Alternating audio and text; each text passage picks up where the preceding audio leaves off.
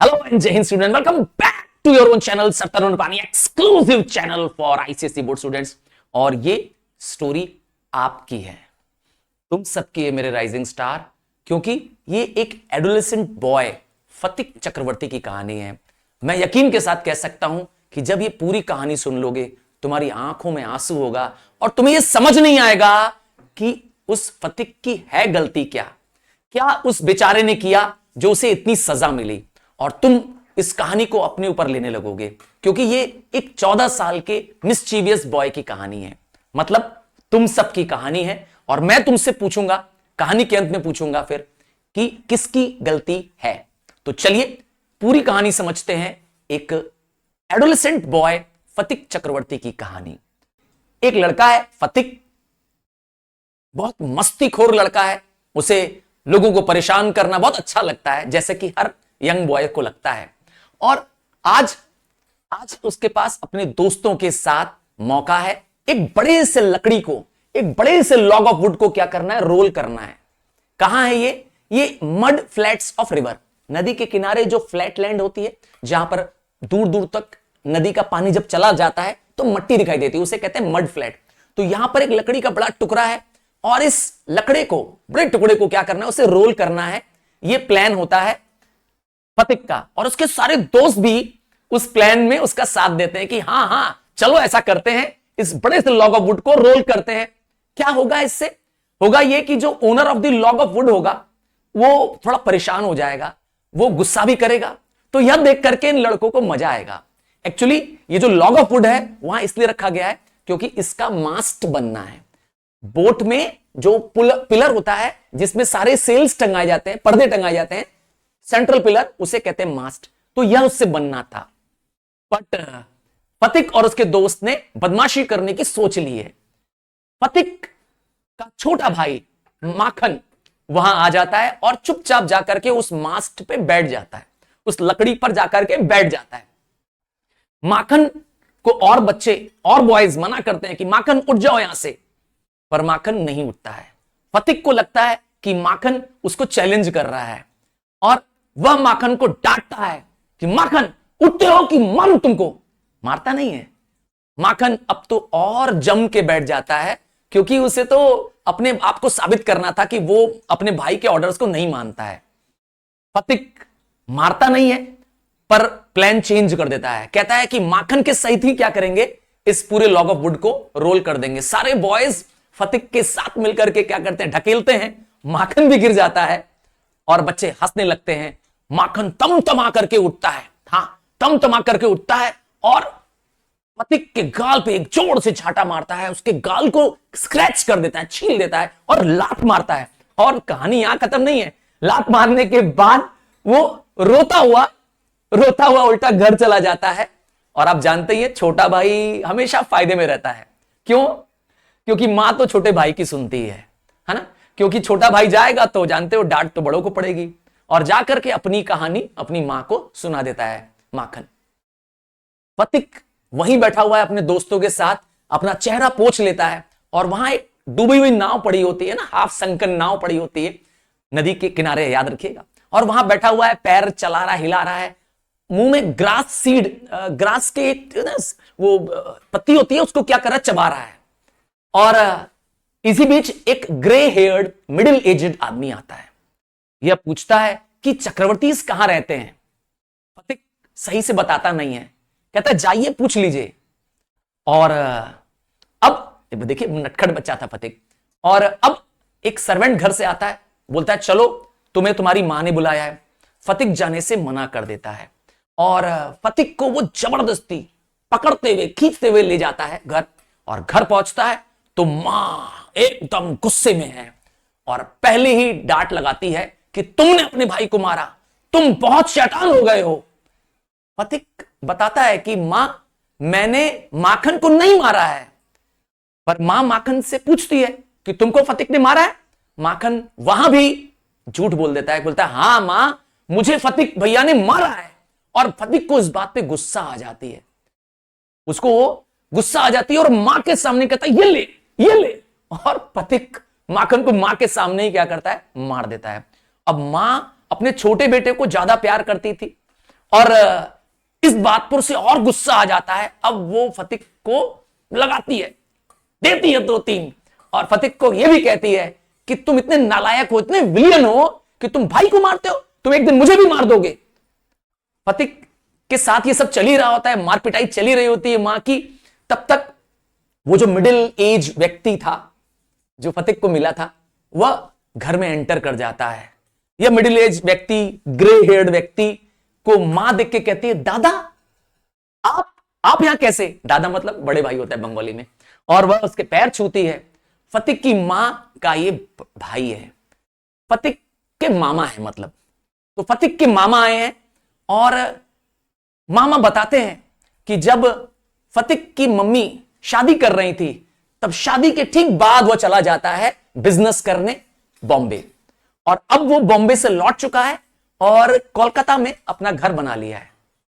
तो मां बहुत खुश होती है अपने भाई को देख करके, बिशंबर उसका नाम है, और बच्चे भी खुश होते हैं। कुछ दिन अच्छे से बीतते हैं मामा के साथ। अब मामा ने, बिशंबर नाम है, मामा ने यह कहा कि मैं फतिक को अपने साथ ले जाऊंगा।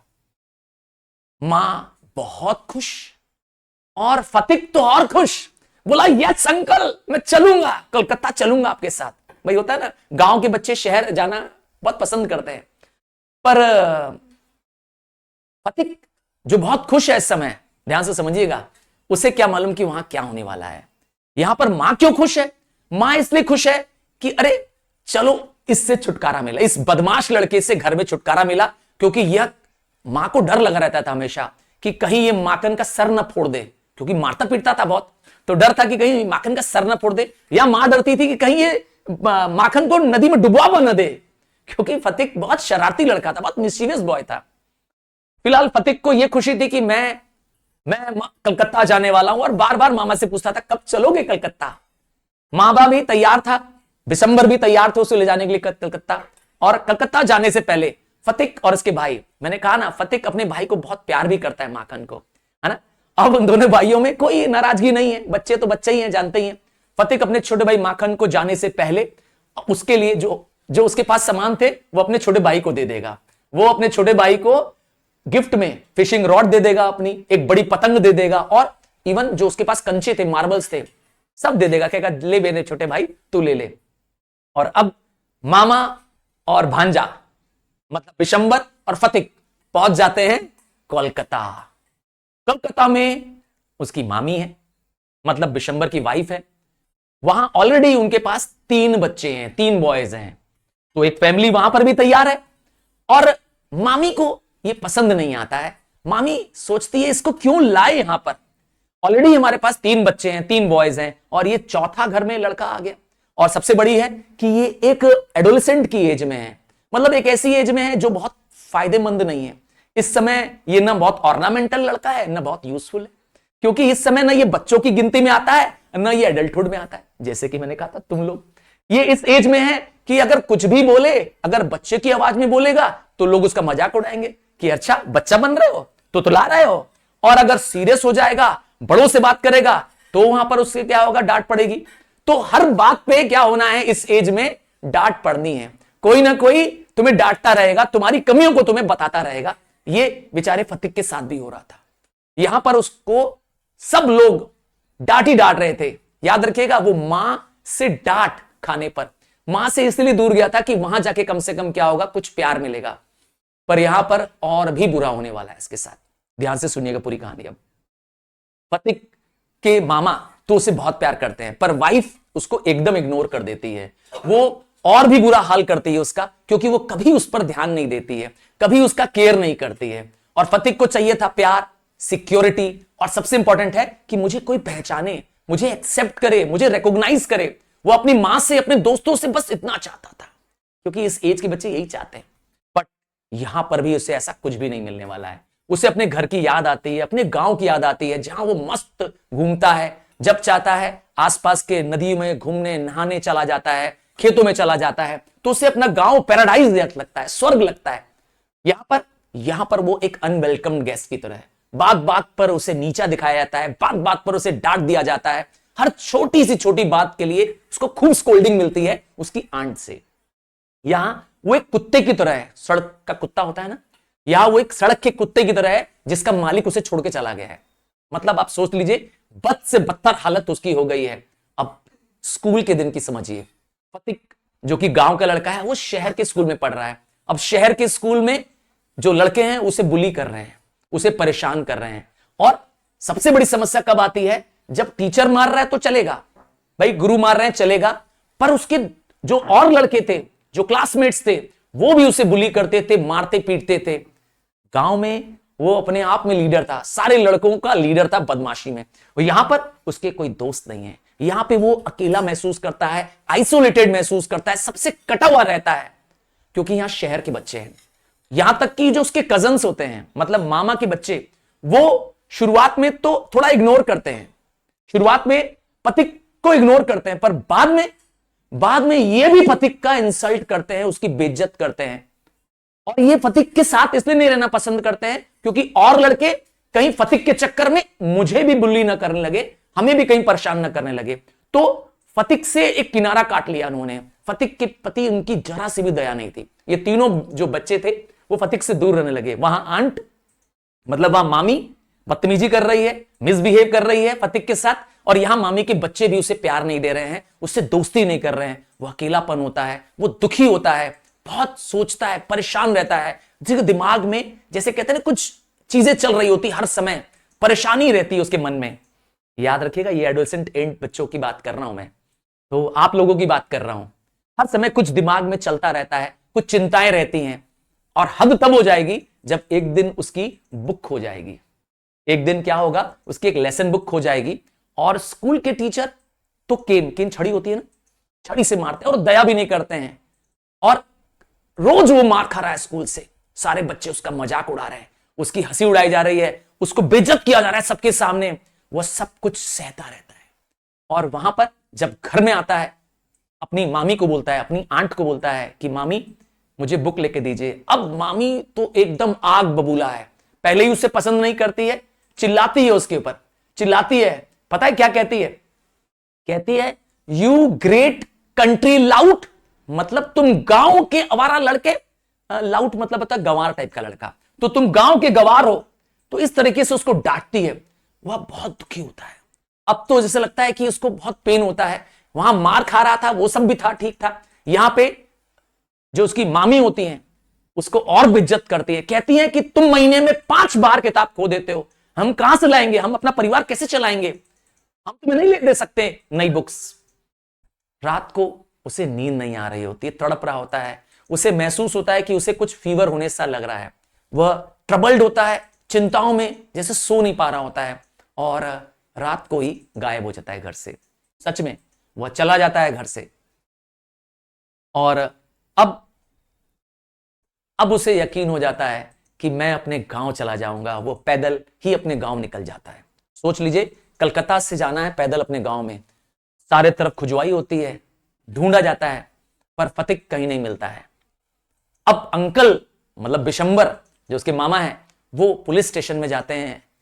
रात के समय, पूरा दिन बीत जाता है, रात के समय एक पुलिस वैन आती है उसके घर पर, और 2 कांस्टेबल फतिक को पकड़े हुए हैं, और फतिक पूरा गीला है, पूरा सर से पांव तक गीला है, पकड़ के ला रहे हैं। उसकी आंखें लाल है, उसके शरीर में कंपन सी हो रही है, वो कांप रहा है, और दोनों कांस्टेबल उसे घर लाके छोड़ देते हैं।